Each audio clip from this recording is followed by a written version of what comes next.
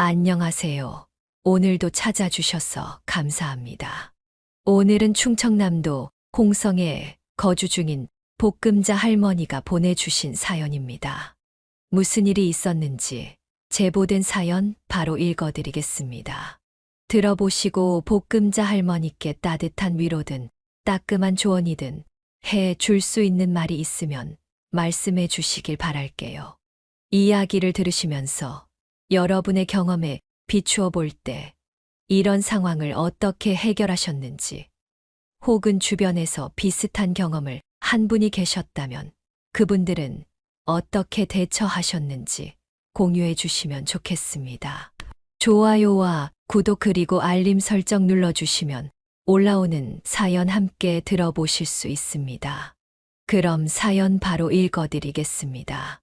안녕하세요. 60년이 넘게 인생을 살면서 나름 희노애락을 잘 겪으며 살아왔다고 생각했는데 얼마 전에 저는 인생에서 큰 씁쓸함을 느끼게 되었습니다. 그건 다름 아닌 하나밖에 없는 저희 외아들 때문이었는데요. 아들 낳고서 그 기쁨을 하루하루 누리며 정말 열심히 키워왔는데 그 아들로 인해 제대로 된 행복을 느끼기도 전에 큰 배신감과 아픔, 서러움, 슬픔만 느끼게 되었어요. 그 아들로 인해 저도 상처를 많이 받았지만 저보다도 우리 남편이 많이 힘들어하고 있네요. 그렇다면 어제까지도 저도 사연을 즐겨 듣던 사람이었지만 오늘은 우리 아들과 무슨 일이 있었는지에 대해 저의 이야기를 한번 해보겠습니다. 저희는 살면서 자녀를 많이 낳지는 못했습니다. 제가 처녀 시절부터 몸이 좀 약했던 탓에 계속해서 유산이 되었고 어렵게 지키게 된 아이가 바로 지금 저희 외아들이었죠. 그 아이 이후에도 딸도 가지고 싶어 노력을 해봤지만 안 되더군요. 그래서 하늘이 우리에게 허락한 아이는 이 아이뿐인가 보다 생각하며 오로지 이 아이에게 모든 사랑을 쏟아주며 키웠습니다. 저희 남편은 아이가 어릴 때부터 훈육을 참 호되게 했어요. 남들은 외동아들이기 때문에 애지중지하며 키웠을 거라고 생각하지만 남편은 오히려 하나밖에 없는 자식이라 더 제대로 키워야 한다며 오냐오냐 하면서 키우지 않았죠. 아이가 어릴 때부터 제 부모를 공경할 줄 알도록 키우기 위해 밥상머리 예절부터 시작해서 존댓말 쓰는 것. 그 외 가정교육을 정말 잘 가르쳤어요. 그런 남편의 육아 방식에 저도 동의를 한 바여서 크게 터치하지 않고 그저 옆에서 엄마로서 울타리가 되어줄 땐 되어주고 또 함께 혼내줘야 할 땐 혼내주며 그렇게 키웠네요. 덕분에 우리 아들은 크는 내내 효자 역할을 톡톡히 했습니다. 학교가 끝나면 꼭 밭에 계신 아빠한테 먼저 들러서 인사하고 집에 들어가고 집에 갔다가도 밭에 잠깐이라도 가서 일을 돕거나 축사 가서 돼지들 밥 주는 일이라도 거드는 정말 예쁜 효자였어요. 동네 어르신들도 우리 애만 보면 예뻐서 용돈을 줄 정도였으니 동네에서 소문난 효자라고 할 수 있었죠. 한 번은 이런 날도 있었습니다. 그날은 저희 부부가 결혼 기념일이었는데 일이 바빠서 서로 다 챙기지 못하고 있었어요. 제 남편은 그래도 기념일에는 항상 작은 선물이라도 챙겨주거나 케이크라도 사와서 가족들이랑 같이 파티를 해주곤 했었는데 이번에는 정말 바빠서 그럴 겨를도 없었죠. 근데 정말 생각지도 못하게 그 결혼 기념일을 챙기게 되었어요. 그때가 우리 애가 고등학교 2학년일 때였는데요. 밤늦게까지 남편과 일을 하고서 지친 몸으로 집에 들어갔는데 집에 불이 다 꺼져 있는 거예요. 원래 우리 애가 집에 있으면서 거실 불을 다 켜놓고 있었기 때문에 이게 무슨 일인가 싶어 걱정스런 마음으로 들어갔습니다. 근데 갑자기 저희가 거실 안으로 들어가자마자 우리 아들이 케이크에 불을 켜고 노래를 부르면서 나오는 거예요. 축하합니다. 결혼 축하합니다. 사랑하는 엄마 아빠의 결혼 기념 축하합니다. 이런 식으로 노래를 부르며 나오는데 그때 참 마음속에서 말할 수 없는 기쁨과 고마움과 애틋함이 확 올라오더라고요. 저나 남편 둘 다 생각지도 못한 깜짝 이벤트였기 때문에 그때 느꼈던 감격과 놀라움이 더 두 배였던 것 같아요. 그때 무뚝뚝하던 우리 남편이 아들한테 이렇게 이야기를 하더라고요. 아들 고맙다. 아빠가 정말 감동받았다. 우리 아들이 벌써 이렇게 다 커서 부모님 결혼 기념일도 챙겨줄 줄 알고 우리 아들 앞으로도 이렇게 아빠를 대신해서 엄마도 기쁘게 해줘. 알았지? 그리고 이렇게 잘 커줘서 고맙다. 우리 아들. 엄마 아빠 두 분이 제 부모님이라는 게 전 자랑스럽고 좋아해요. 앞으로도 제가 해도 많이 할게요. 두 분 바쁘셔서 오늘 따로 결혼 기념일 못 챙기실 것 같아서 제가 챙겼는데 좋아해 주시니까 뿌듯해요. 엄마 아빠 사랑해요. 앞으로도 저 좋은 아들이 될게요. 그래, 그래, 내 새끼. 엄마도 우리 아들 많이 사랑해. 우리 아들은 이렇게 예쁘고 선했어요. 공부도 착실하게 했고 누구보다도 우리 부부에게는 귀한 보물이었죠. 그렇게 우리 아들은 훌륭하게 잘 커주었고 서울의 명문대를 나오고 대기업으로 취직까지 했습니다. 이미 서울에 있는 유명한 대학을 들어간 것만으로도 우리 동네의 큰 자랑거리였는데 대기업까지 들어가니 온 동네 분들이 축하를 해주셔서 하루는 아예 잔치를 벌이기도 했었어요. 저희 부부도 그때까지만 해도 정말 행복했습니다. 농사를 짓고 돼지를 키우며 힘들고 바쁘게 살았어도 우리 아들 하나 성공한 것만 생각하면 모든 것이 다 괜찮았어요. 그리고 그 뒤로도 이렇게 쭉 행복할 줄만 알았죠. 근데 웬걸요. 그 보석 같던 아들이 장가를 들고 나서부터 우리 부모와 자식 간의 사이는 완전히 깨져버리고 말았습니다. 물론 처음부터 그런 건 아니었어요. 취직을 하고 얼마 안 되어 아들이 결혼을 하고 싶다고 이야기를 해왔고 상대는 회사 안에서 지인이 소개를 시켜줬다는데 미용실에서 헤어 디자이너로 일을 한다는 사람이라고 하기에 궁금하더군요. 요즘 젊은 애들 헤어 디자이너 많이 한다고 하는데 우리와는 다른 일을 하는 아이가 궁금하기도 하고 또 아들이 그렇게 예쁘고 착하다고 칭찬을 많이 해서 설레고 궁금한 마음으로 보자고 했습니다. 그렇게 저희가 사는 집으로 내려와서 인사를 하는데 정말 애가 예쁘장하게 생겼더라고요. 미용실에서 일하는 애답게 머리도 예쁘게 잘 만지고 화장도 해서 왔는데 참 예뻐 보였습니다. 게다가 대화를 해보니 여자애가 당찬 부분도 있는 것 같고 세심하고 조심성 많은 우리 아이와는 다르게 대장부 같은 기질이 있어 보여서 더 좋았죠. 게다가 하는 짓도 예뻤어요. 보니까 고기를 좋아하나 보네. 있어봐, 고기 더 가져다 줄게요. 어머, 아니에요, 어머님. 제가 직접 가져다가 먹을게요. 왜 힘드시게 일어나세요? 어디에 있어요? 주방 위치만 알려주시면 제가 더 가지고 올게요. 그리고 더 필요한 반찬 있으시면 더 말씀해주세요. 가는 길에 제가 가지고 오면 되니까요. 이런 식으로 이야기를 하는데 참 가정교육 잘 받고 컸구나라는 것이 느껴졌어요. 여러모로 마음에 드는 부분이 많아서 저희 부부는 반대하지 않고 결혼을 허락했습니다. 집은 남편이 해주었어요. 그쪽에서 혼수는 알아서 챙겨온다고 해서 따로 신경 쓰진 않았는데 집은 그래도 신혼이어도 좋은 곳에서 시작하라고 서울의 괜찮은 곳으로 32평 아파트를 하나 장만해 주었죠. 둘이서 살기에는 넉넉한 집이라 며느리도 그렇고 아들도 그렇고 정말 좋아하더라고요.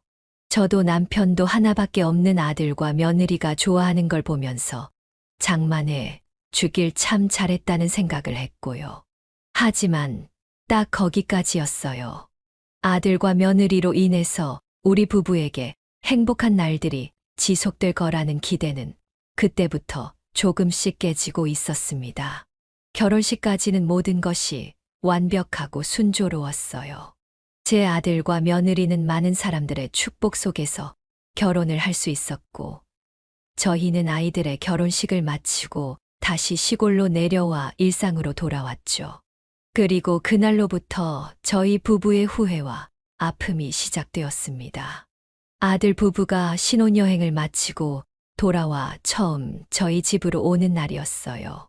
저는 며느리를 자주 만나지 못했기 때문에 무엇을 좋아하는지 몰라 결혼 허락을 받으러 온 날 맛있게 먹었던 걸로 기억나는 음식들 위주로 해서 준비를 해 놓았죠. 고기에 잡채, 요즘 애들이 좋아한다는 음식들을 위주로 이것저것 준비를 많이 해놨습니다. 근데 애들이 오기로 1시간이 다 지나가는데도 안 오는 거예요. 중간에 한 번씩 어디쯤인지 물어보려고 전화를 해도 계속해서 안 받길래 저희는 집으로 오는 길에 무슨 일이라도 난 줄 알았습니다. 몇 시간째 연락이 안 되는 아들과 며느리가 걱정이 돼서 안절부절 못하고 있는 사이 밤 9시가 넘어서 아들 녀석에게 전화가 왔어요.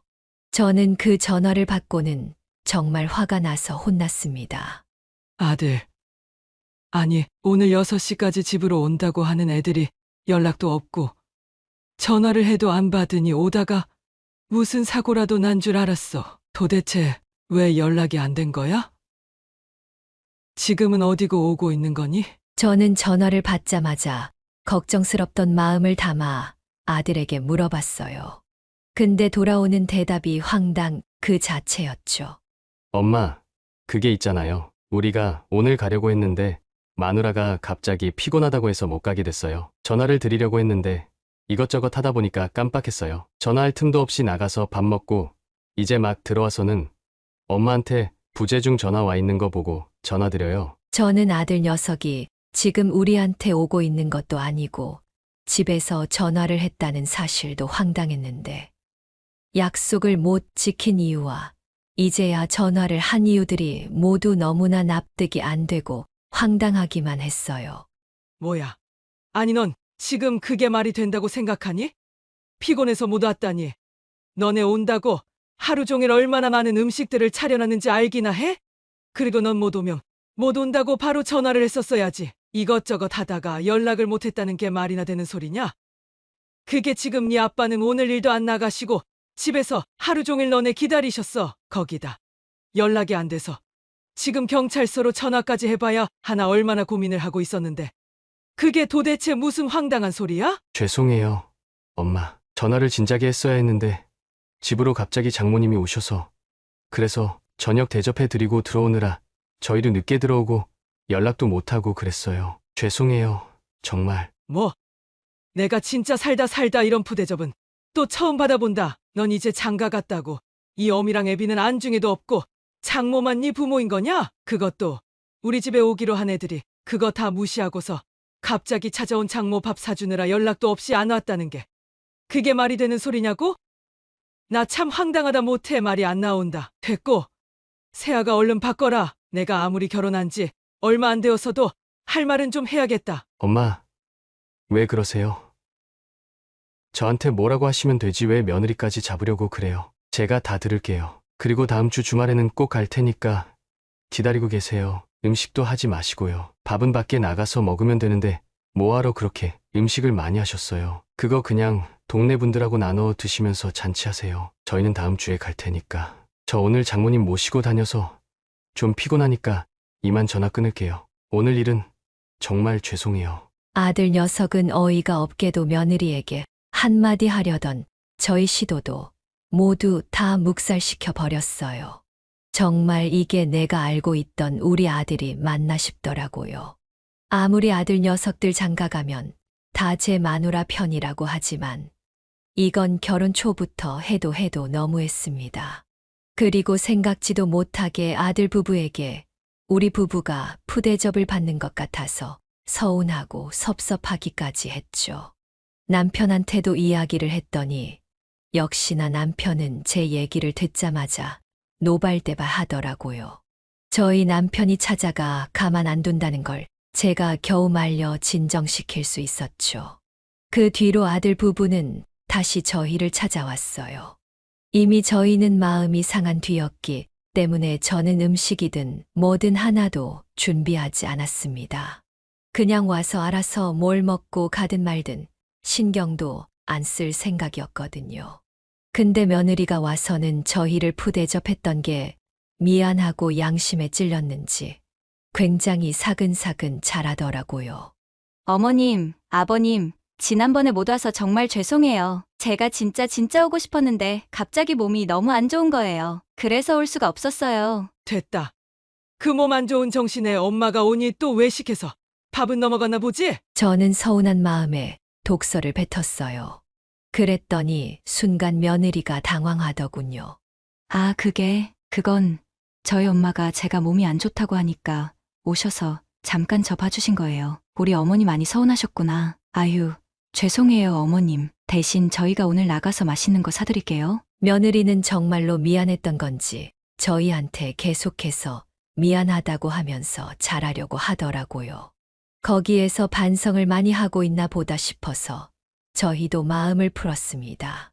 그런데 얼마 못 가 또 며느리 때문에 기분이 상하고 말았어요. 저희는 외식을 하고 기분 좋게 배를 채우고 나왔고 저는 기분 좋게 아이들에게 이야기를 했죠.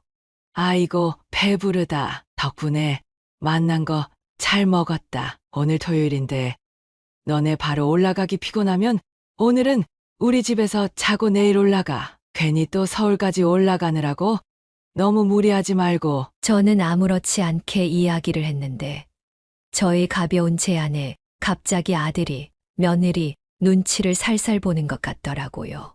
그러더니 이렇게 이야기를 했어요. 엄마, 저희 그냥 바로 올라갈게요. 내일은 또 일정이 있어서요. 아, 그러냐? 그래도 피곤할 텐데 집에서 쉬었다가 내일 일찍 올라가지 그래. 오늘은 내려오는데도 일찍 출발해서 피곤할 거 아니야. 아니면 잠깐 눈만 좀 붙이고서 좀 더 늦게 출발하던지. 졸음운전하면 큰일 난다. 저는 애들을 생각해서 한 번 더 이야기를 했습니다. 그랬더니 며느리가 뭐라는 줄 아십니까? 저는 정말 세상에 그런 황당한 말은 또 처음 들어봤네요.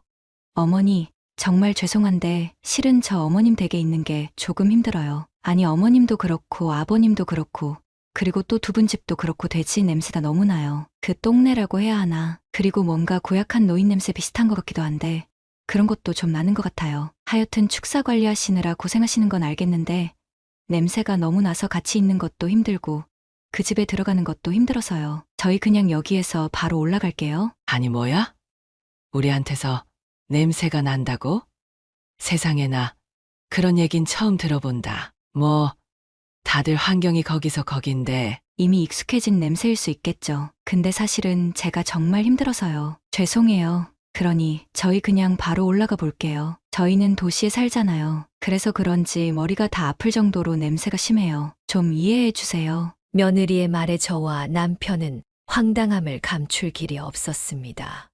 나 참 냄새가 난다니. 저와 남편은 그나마 어렵게 풀렸던 마음이 다시 상하려고 했어요. 아니, 저희도 모르게 냄새가 났을 순 있지만 그걸 그렇게 대놓고 이야기한다는 게 정말 당돌하다는 생각이 들더라고요.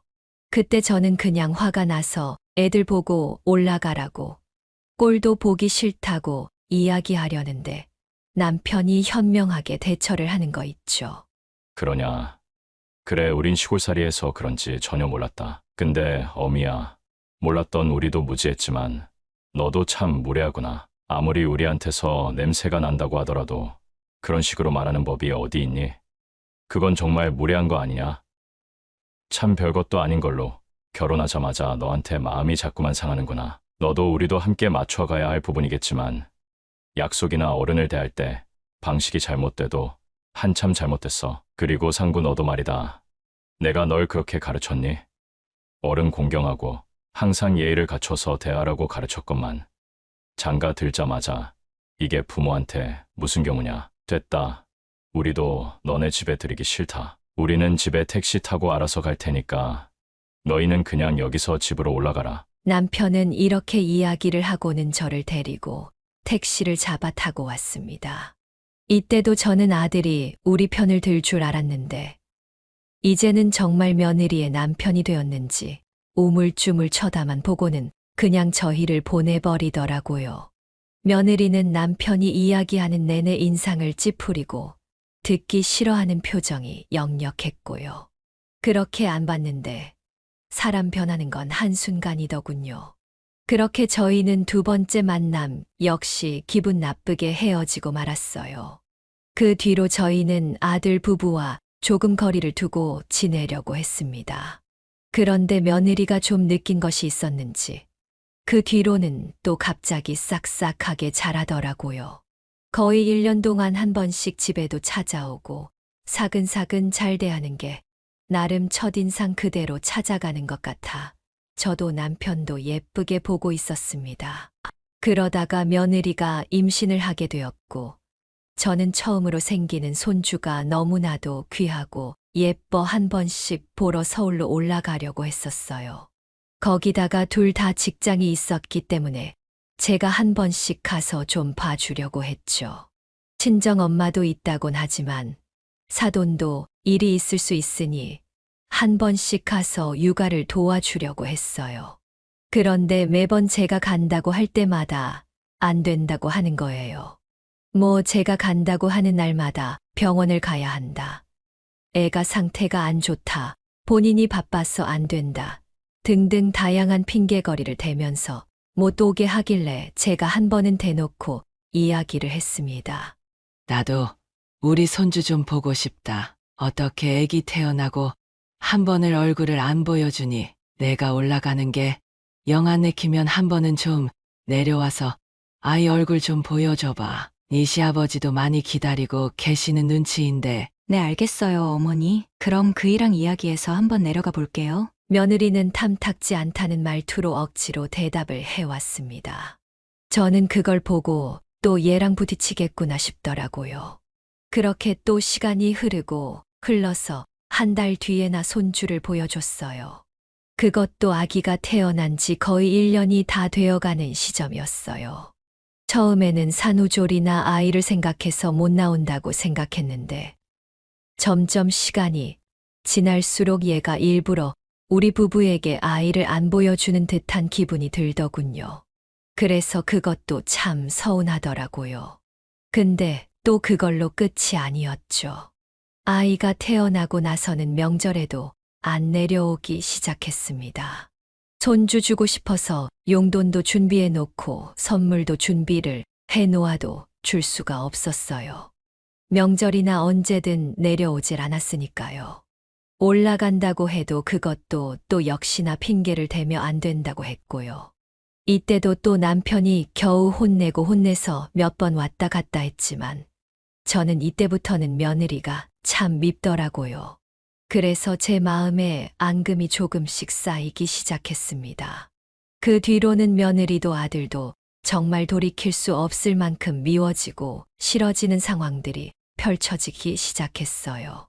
아들이 결혼을 하고 나서 거의 5년 이후에 생긴 일이었습니다. 갑자기 아들 혼자서 집에 내려왔더라고요. 평소에는 전화도 잘 안 하고 오라고 해도 안 오고 올라간다고 해도 못 올라오게 하던 상황이었기에 갑자기 온 아들이 반갑지가 않았어요. 오히려 미운 마음이 있어 퉁명스럽게 이야기를 했죠. 여긴 갑자기 어쩐 일이냐? 그렇게 얼굴 보여달라고 할 때는 안 보여주더니만 아예 어미 애비랑은 연 끊고 살려는 거 아니었어? 아이, 엄마, 왜 그러세요? 서울에서 살다 보니까 바쁘고 사정이 이래저래 많아서 올 수가 없었어요. 그쪽으로 모실 수도 없었고요. 이해 좀 해주세요. 뭐 얘는 맨날 우리 쪽만 해야 한다니. 됐다. 더는 말하기도 싫고 여기 온 이유가 뭐야? 그것도 혼자서. 아, 그게 혹시 아빠 어디 계세요? 좀 드릴 말씀이 있어서요. 안방에 가봐라. 방에 계실 거다. 아들은 남편이 있는 방으로 곧장 들어갔고 저도 저 아이가 왜 왔는지가 궁금해서 안방으로 같이 들어갔어요.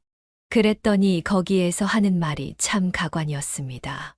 아빠, 저 사업하고 싶어요. 지금 회사 다니면서 모은 돈 좀 있어서 이걸로 사업 좀 해보려고 했는데 좀 부족해요. 그러니까 아빠가 저 사업 시작하는데 좀 도와주시면 안 돼요?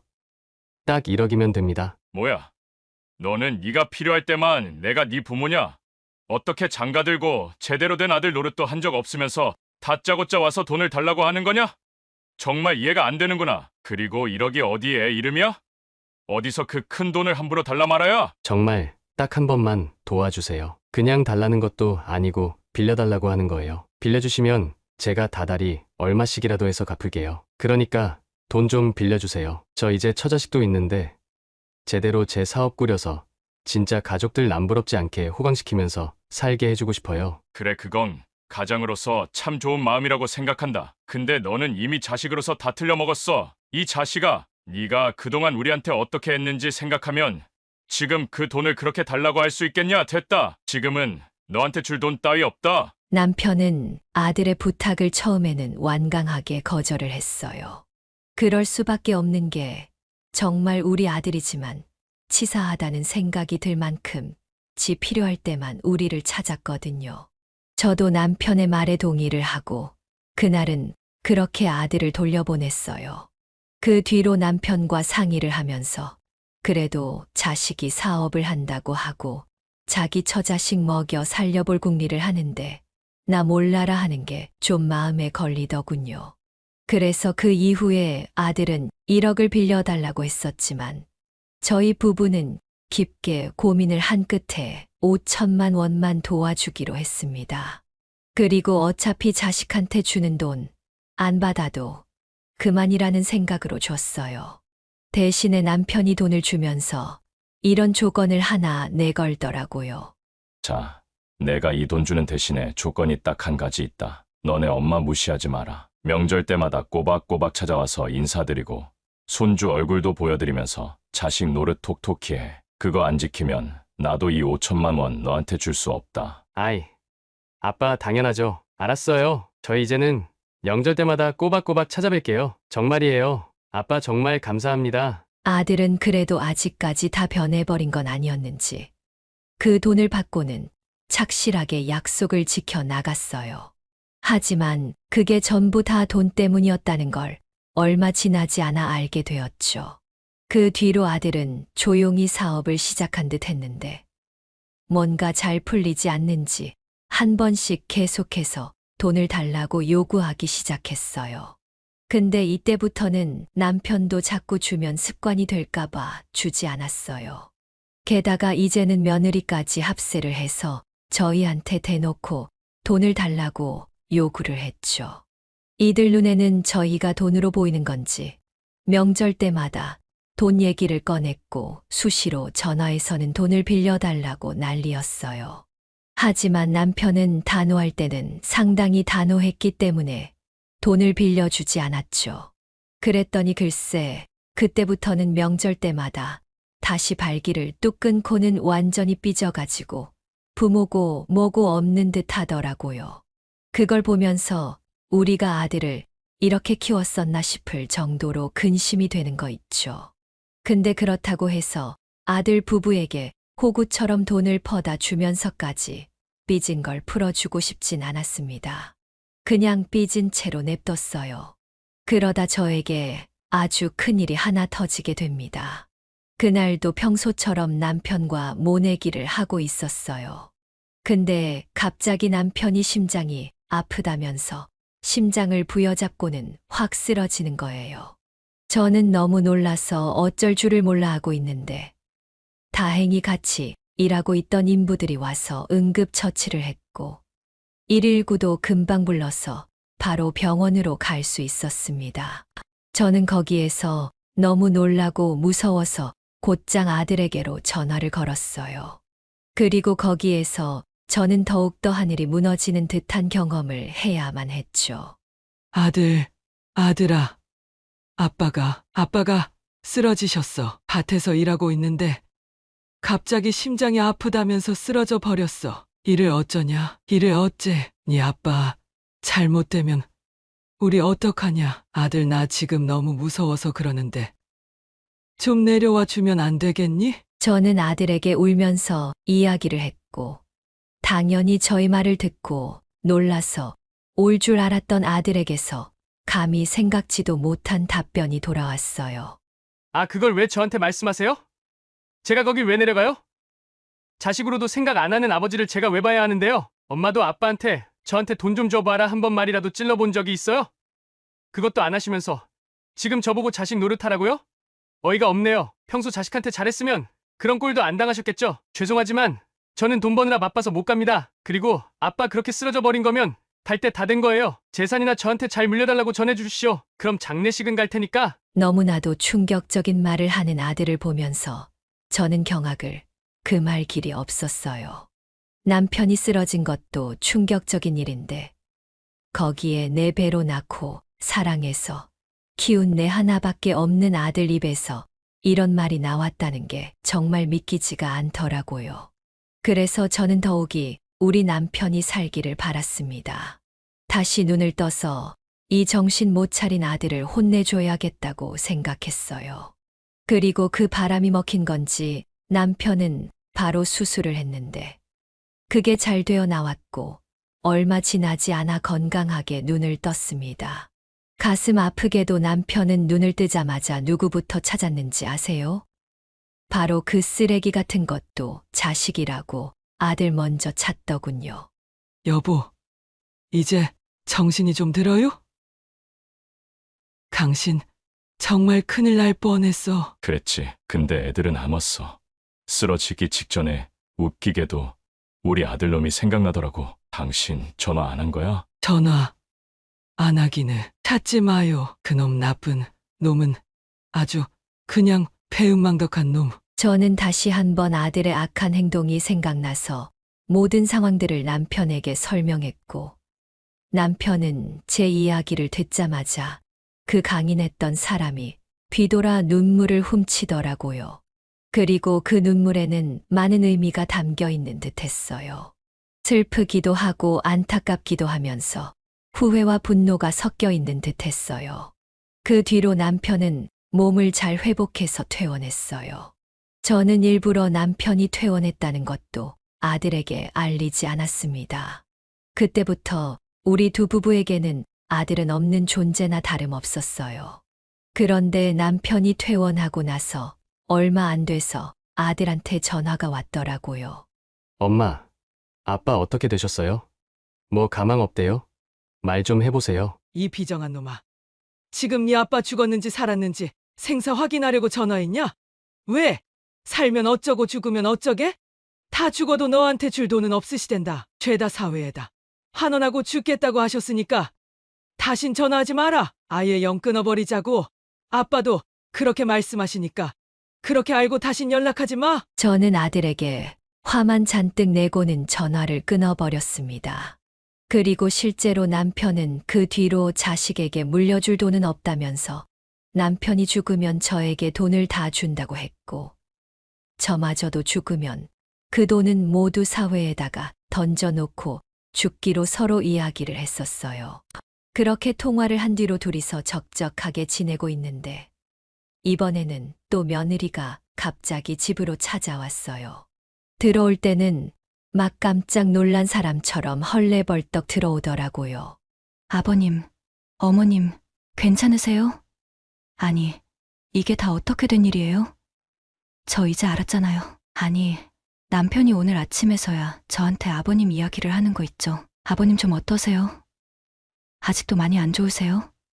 저 정말 깜짝 놀랐어요. 네가 여기는 어쩐 일이냐? 남편은 탐탁지 않게 쳐다보며 이야기를 했습니다. 왜 오긴요? 아버님 걱정돼서 달려왔죠. 지금은 괜찮으신 거예요? 쓰러지셨었다면서요. 됐다.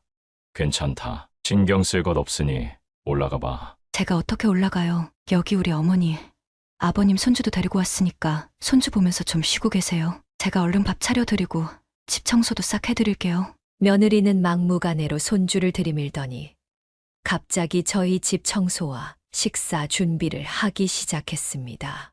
아무리 하지 말라고 해도 소용이 없었어요. 그렇게 이틀을 집에 있더니 이틀째 밤이 돼서야 본색을 드러내더라고요. 어머님 손주 너무 예쁘죠? 아버님, 다시 새 인생 사시는 소감이 어떠세요?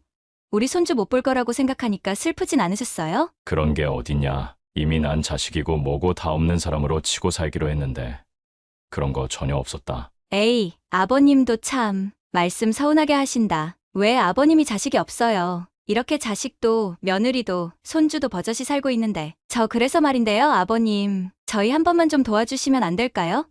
실은 그의 지금 회사가 어려워서 직원들 월급도 못 주고 있어요. 그러니까 조금만 도와주시면 안 될까요? 뭐야? 결국 또 돈 얘기냐? 너네는 어찌 된 게 우리만 보면 돈 얘기밖에 못해. 할 얘기가 그렇게 없는 거냐? 정말 너무한다. 너네 어떻게 인간들이 이래? 아버님, 지금 그이 오고 있어요. 제발 한 번만 도와주세요. 정말로 사정이 안 좋아서 그래요. 며느리는 본격적으로 남편의 바지가랑이를 잡고는 늘어지기 시작했어요. 저는 옆에서 보다 못해서 며느리를 확 떼어놓고 말했어요. 야, 당장 우리 집에서 나가. 너네 같은 짐승들은 우리가 키운 적이 없어. 그러니까 당장 나가라고. 아직은 큰 무리를 하면 안 되는 남편을 대신해서 제가 소리를 지르며 며느리를 쫓아내려고 했고, 그때 딱 아들이 도착했는지 큰 소리가 나는 걸 밖에서 듣고는 헐레벌떡 들어오더라고요. 그리고는 저희 앞에 무릎을 꿇었습니다. 엄마, 아빠, 제발 한 번만 도와주세요. 내가 며칠 전에 그런 건 진짜 개새끼였어요. 다 진심 아닌 거 아시잖아요. 나 정말 돈 필요한데 엄마랑 아빠가 나 몰라라 하니까 그래서 나도 서운해서 그랬다고요. 뭐, 서운해서? 아빠가 죽든 말든 상관없고 재산 주면 그때 장례식에나 오겠다고 그따위로 이야기한 거냐? 너 참 사람이 덜 됐구나. 우리가 널 잘못 키워도 한참 잘못 키웠어. 다 필요 없다. 너네한테 줄 돈 없어. 이 생각 절대 안 바뀌니까 썩 꺼져. 남편은 아이들에게 아직 약한 몸으로 화를 냈고, 이러다가 또 남편이 일이라도 생길까봐 저는 얼른 주방으로 가서 큰 볼에 물을 잔뜩 감아서는 아들 부부에게 확 뿌려버렸습니다. 아, 차가워. 뭐 하시는 거예요? 뭐 하시는 거예요, 지금? 뭐 하긴 뭐해? 당장 우리 집에서 나가라는 말 못 들었어? 꺼지라고. 너 나한테 줄 돈 없다고. 저는 물에 빠진 생쥐꼴이 된 아들 부부에게 소리를 쳤죠. 그랬더니 이제는 또 돌변해서 아들이 이러는 거예요. 에이 진짜 더러워서 진짜 됐습니다. 저도 그럼 더는 엄마 아빠 볼 일 없을 것 같습니다. 정말 너무들 하십니다. 똥내라는 지겨운 집구석. 가자 여보. 아들은 또 한 번의 충격적인 소리와 함께 방에서 자고 있던 손주를 안고는 며느리와 집을 나가버렸어요. 저는 아들의 모진 행동을 보고는 정말 내 아들이 맞나 싶어 남편을 부둥켜 안고 한참을 울었네요. 남편도 우리 아들이 어쩌다 저렇게 됐는지 모르겠다며 정말 많이 힘들어 하더라고요. 그 뒤로는 아들과는 전혀 연락도 하지 않았습니다. 그렇게 거의 1년의 시간이 지났어요. 그 뒤로 저희 부부와 아들 부부는 전혀 어떠한 소통도 하지 않았고요. 그런데 어느 날 모르는 번호로 전화가 왔더라고요. 그래서 그 전화를 받았더니 그건 다름 아닌 1년 동안 소식이 없던 아들의 전화였습니다. 아들의 목소리는 촉촉하게 젖어 있었고 얼마나 피폐하게 살았는지 목소리가 쩍쩍 갈라져 말도 제대로 못하더라고요. 그리고 그 전화를 해온 내용도 참 기가 막혔습니다.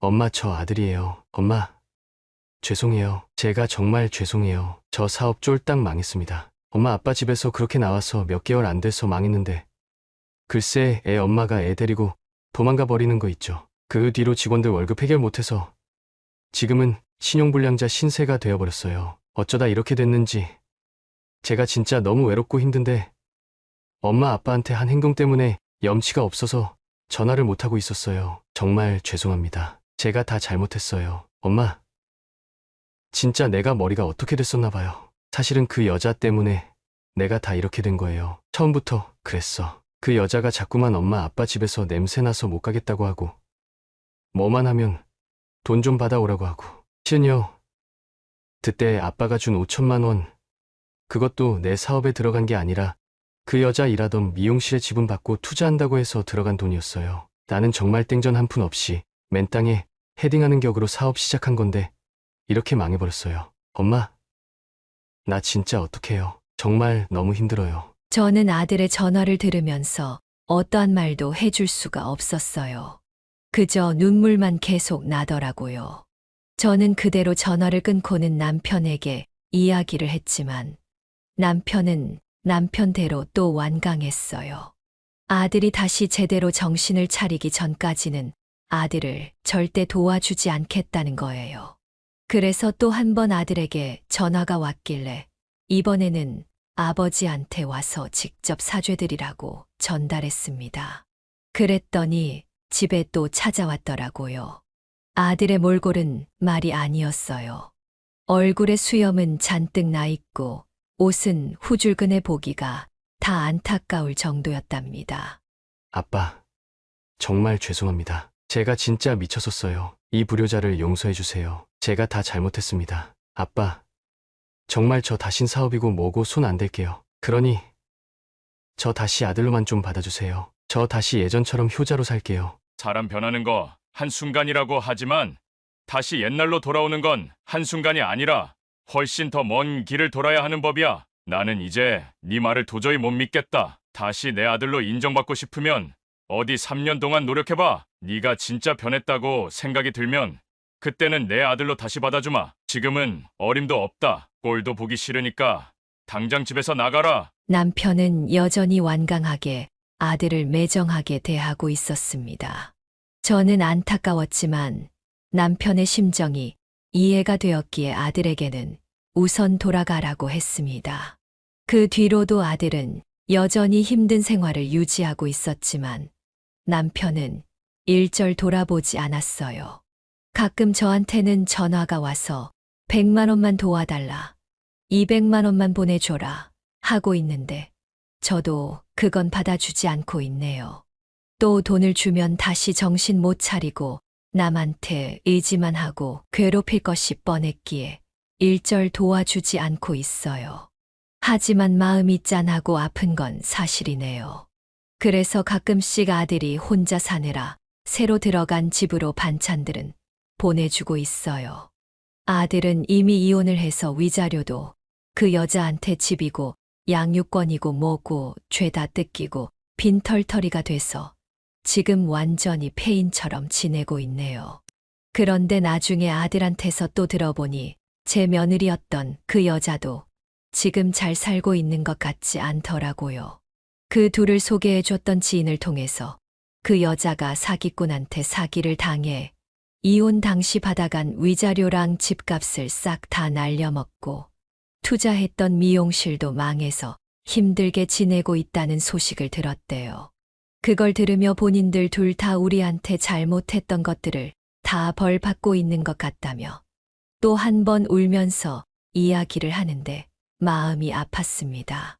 물론 우리한테 잘못을 할 때는 밉고 천벌이라도 받았으면 했지만 막상 자식들이 이렇게 되니까 참 마음이 안 좋네요. 여러분, 남편은 여전히 우리 아들을 도와주지 않고 있습니다. 지금 우리가 하는 행동이 맞는 걸까요? 아니면 너무나 매정한 걸까요? 하루하루 고민이 많아지는 요즘이네요. 하지만 우리 아이가 제발 정신 차렸으면 하는 마음으로 당분간 용돈은 넣어주지 않을 생각입니다. 남편 말대로 3년은 지켜보고 다시 옛날에 우리 아들로 돌아오면 그때나 다시 받아줄 수 있지 않을까 싶네요. 왜냐하면 남편이 이번에 받은 상처가 너무나 크거든요. 여러분, 자업자득이란 말 혹시 들어보셨나요? 우리 아들과 그 며느리였던 아이는 지금 자업자득의 길을 걷고 있는 것 같습니다. 남의 고통을 무시하고 자신의 이익만을 쫓던 그들의 삶은 이제 이렇게 내리막길을 제대로 걷고 있는데요. 부모로서 보고 있기에 안타깝지만 또 부모이기에 뒤에서는 응원하며 넘어지고 다쳐보는 과정을 온전히 그 아이들이 스스로 겪으며 성장해 나가는 과정을 지켜보고 있는 중이랍니다. 저희는 여전히 우리 아들이 온실 속의 화초가 되길 바라지 않거든요. 부디 저희 부부의 선택을 응원해 주시길 바랄게요. 사연 끝까지 들어주셔서 정말 감사합니다. 여기까지가 볶음자 할머니의 사연인데요. 여러분은 어떻게 들으셨나요? 이 사연은 볶음자 할머니가 보내주신 사연으로 사연자님의 입장에서 작성되어서 볶음자 할머니님께 유리하게 작성되었을 수도 있습니다. 같이 댓글로 의견 나누어 보았으면 합니다. 볶음자 할머니의 사연 영상이 주는 교훈이 유익하시다면 좋아요와 구독, 그리고 다른 지인에게 공유 부탁드리며 저는 그럼 다음 사연에서 뵙겠습니다.